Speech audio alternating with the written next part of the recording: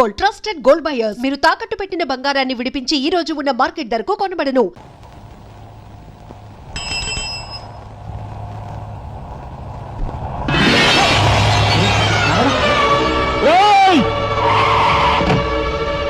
ఏం బాబా కళ్ళు కనపట్టాలా? కాస్త మనసు చూసుకుని నడుపు కారు.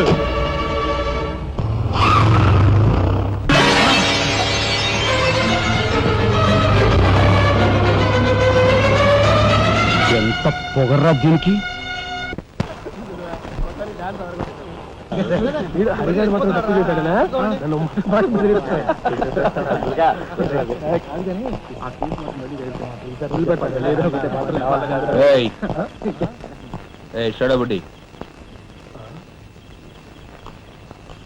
ఏంటి సార్?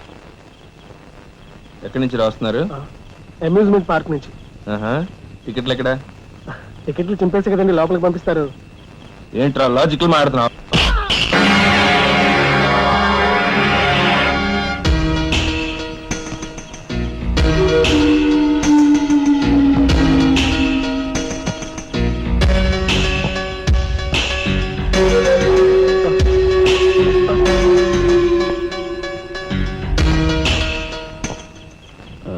ఎందుకు సార్ మా వాడిని కొట్టారు? పక్క వీధిలో కార్మిక నాయకుడు మర్డర్ జరిగింది.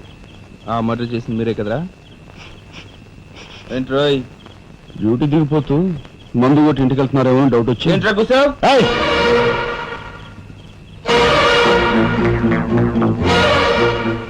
అసలైన నేరస్తులు పట్టుకోవడం చేత కాకపోతే యూనిఫామ్ తీసేసి ఇంట్లో కూర్చో.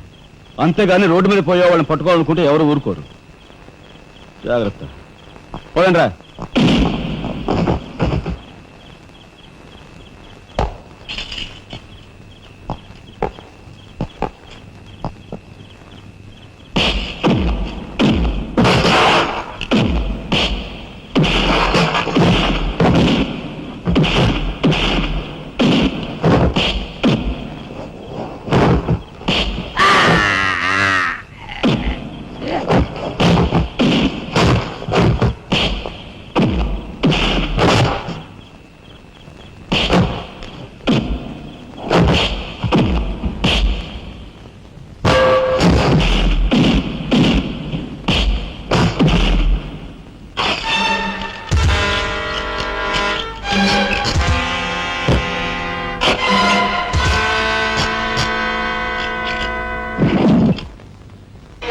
పోలీస్ ఇన్స్పెక్టర్ అయ్యి ఉండి వాళ్ళతో దెబ్బలు తింటాను నీకు సిగ్గులేదు?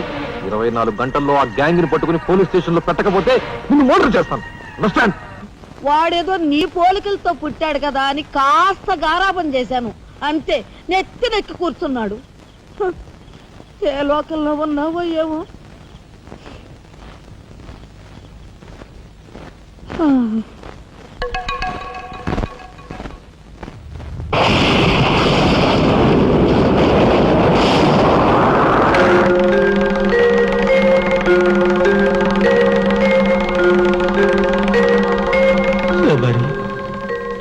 ఏమిటి ఆ చూపు?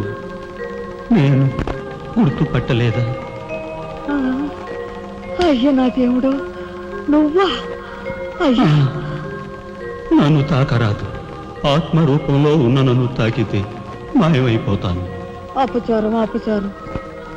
అయ్యా పచ్చికుండగా ఒక్కరోజు కూడా గడ్డం మాయనిచ్చేవాడివి కాదు. మగ మహారాజులాగా మెలమెల మెరిసిపోయేవాడివి. ఇప్పుడు ఏంటయ్యా గడ్డం అట్ట మాసింది? అదక్కడి రూల్. ఏమిటి చిన్నాడు మీద విరుచుకు పడుతున్నావట? వాడొట్టి అల్లరాడైపోయాడయ్యా. వాడిని ఇంటికి రాని వాడి కాళ్ళెర కొడతాను. ఎంత పొరపడుతున్నావు శబరి? చిన్నాడంటే ఎవరనుకున్నావు? ఎవరు? నేనే. నీ మీద మమకారం చావక, ప్రేమ తీరక మళ్ళీ వాడి రూపంలో జన్మించాను. వాడే నేను, నేనే వాడు. నువ్వా? చిన్నాడిది నీ అంశ? ఒట్టు. మరి ఇన్నాళ్ళు నువ్వు నాతో చెప్పలేదేమయ్యా? ఆ ఐడియా నాకు ఇప్పుడే వచ్చింది ప్రియ. చూడు శబరి, ఇక మీదట వాడు ఎంత లేటుగా వచ్చినా, ఎంత పొద్దుకి లేచినా, ఏ పని చేసినా చేయకపోయినా వాడిని కించత్ మాట అన్నాహో స్వర్గంలో నేను క్షోభపడిపోతాను. అమ్మో అమ్మో, ఎంత మాట! వాడికి ఏమన్ను? అయ్యా రాకరాకొచ్చావు, 4 మెతుకులు తినేళ్ళవా? నాకంత వ్యవధి లేదు శబరి. అవతల స్వర్గంలో నా కోసం రంభ ఊర్వశి మేనక డాన్స్ చేయకుండా ఎదురు చూస్తూ ఉంటారు. శబరి ఏమిటా అలక? సహజమే.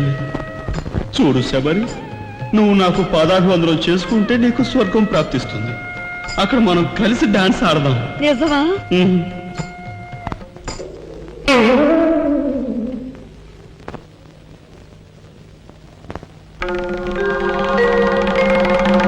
ఏయ్!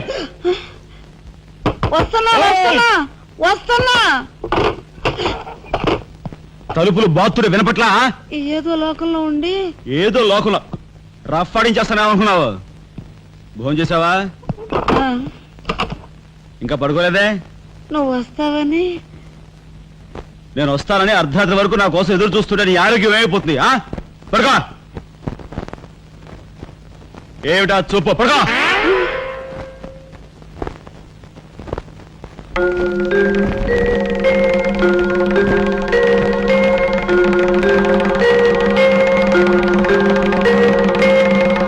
ఏమండి, రాఘవ్కు పంపించాల్సిన 25,000 గురించి ఏం ఆలోచించారండి? అదే అర్థం కావటం లేదు లక్ష్మి. ఆ 25,000 సంగతి అలా ఉంచు.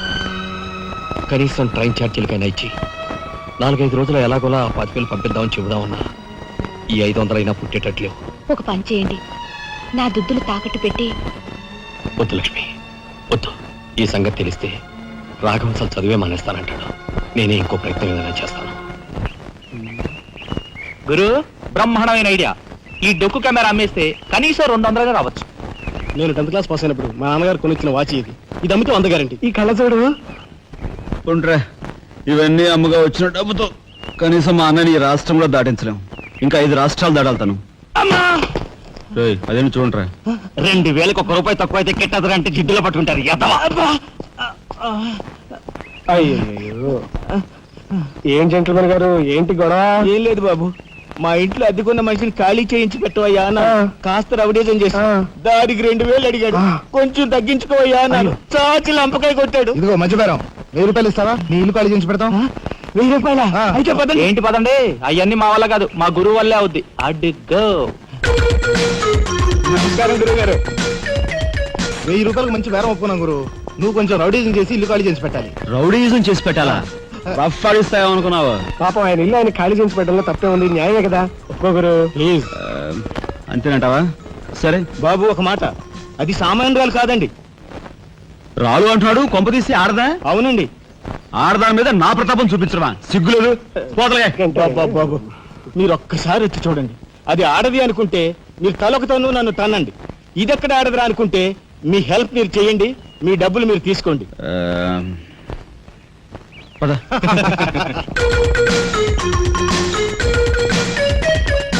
ఇదేనండి ఇల్లు. చెప్పానుగా, వెళ్ళు. తప్పదంటారా? మరేం భయం లేదు, వెళ్ళు. వెంట్రా.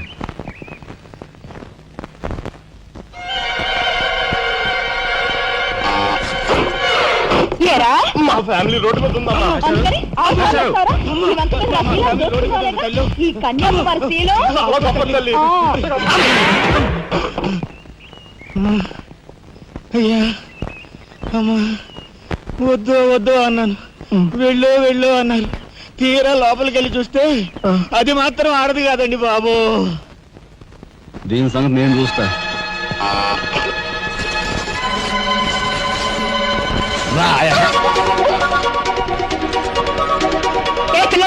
ఏయ్, నా చెయ్యి పట్టుకుని బజార్కి లాగేంత మగాడువా నువ్వు? ఎంత ధైర్యం నిన్ను! ఏయ్, ఏయ్! కోట చేయి చూసావు ఎంత రఫ్ ఉందా? నాతో పెట్టుకోకు, రఫ్ ఆడించేస్తా. నువ్వు నాతో పెట్టుకోకు, నీ పని చెప్తాను. సూరమ్మత, అప్పాయమ్మ, వెంకాయమ్మ, సీతమ్మత. పొడుస్తా. పీకు, నీ బోర్డు పీకు. ముయ్, ఈ కత్తి ముయ్. పొడుస్తా. బోర్డు పీకో. కత్తి ముయ్. బోర్డు పీకో. రాయ్, మీరు లోపకెళ్ళండి. దీని తాలూకా ఏది దొరుకుతా తీసి బయటపడండి. హలో మేడం, ఒక్క ఫోటో. Just wait. గొంతు పొడుస్తా. పోదలే పీకో.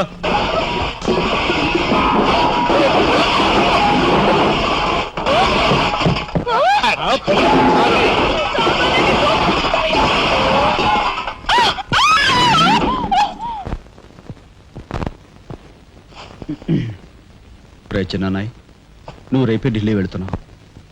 వారం తర్వాత ఆ 25,000 నీకు అన్నయ్య పంపిస్తాడు. ఇదిగో నీ ప్రయాణపు ఖర్చులు 500. ఏంటి అన్నయ్య ఏమన్నాడా? అన్నయ్య ఆజ్ఞ అనుకో, నా రిక్వెస్ట్ అనుకో. ఇస్తున్నాను, తీసుకో.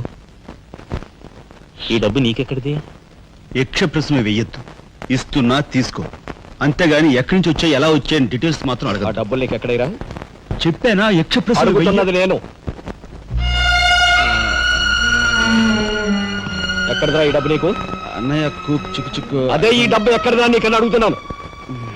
చెప్పరా. అలా దబాయిస్తా ఉంటానే. నేను దొంగతనం చేసినట్టు, జోబులు కొట్టేసినట్టు. అయితే రౌడీ చేసి సంపాదించావా? నాన్న రౌడన్ గాను. అయితే అప్పు చేసావా? అది చేయికి ఇది చేయికి ఇంతలో నేను నీకు ఇంత డబ్బు ఎలా వచ్చిందిరా? ఏమిట్రా పెద్దోడా ఆ దబాయింపు? వాడు ఏం చెప్తే అది నిజం. వాడు ఎవరనుకుంటున్నావు? సాక్షాత్తు అన్నయ్య ఇప్పుడు వివరాలు ఏమీ అడగద్దు, అన్ని తర్వాత వివరంగా చెప్తాను. వివరంగా చెప్తాడు. వదినా తప్పు. వదినా వదినా. ఏం బాబు? ఇదిగో వదినా, అన్నయ్య కోరిక ప్రకారం నీకు పట్టు చీర, బంగారు నగలు. బంగారు నగలు?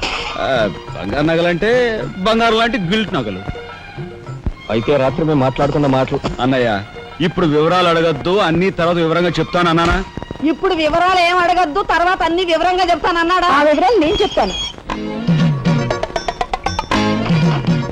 అమ్మని ఇది ఇంటి దాకా వస్తుందని తెలిస్తే అక్కడే నరికి పాతేసేవాడిని. ఎవరమ్మా నువ్వు? సామాన్తో పాటు దిగిపోయావు.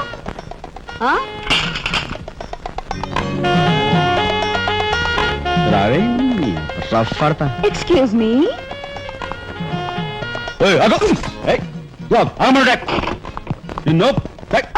ఏమిటి ఏమిటి దౌర్జన్యం? ఇంట్లో వచ్చింది కాకుండా గది గది వెళ్తున్నావా? నా శీల ఏ గదిలో భద్రంగా ఉంటుందో చూసుకుంటున్నాను. నీ శీలం ఆ కోట్ చేజులంత రఫ్ ఉందో, రఫ్ పాడించేస్తా. కొట్టుయా కొట్టు. నీతో రఫ్ ఆడించుకోవడానికి వచ్చాను. కొట్టు. లేదు రఫ్. బామ్మ, ఈ ఇంటికి పెద్ద దిక్కులో ఉన్నారు, పైగా ఆడవాళ్ళలాగా ఉన్నారు. ఈ ఆడదాని బాధను అర్థం చేసుకోండి. ఈ భారతదేశంలో ఒక ఆడదాని శీలానికి భద్రత లేదా? కనీసం శీలం అంటే నీ బొంద. ముందు నీ బొత్తాలు భద్రంగా పెట్టుకో. నా శీలం బామ్మగారు చూసారా? మీ ముందు ఇలా చూస్తున్నాడు. నాకంతా అర్థం అవుతూనే ఉందరా. అనుమానాలు నాకున్నాయి. నేను అంటోను కాదు. నోరు మూసుకుని పద. నా పెంచి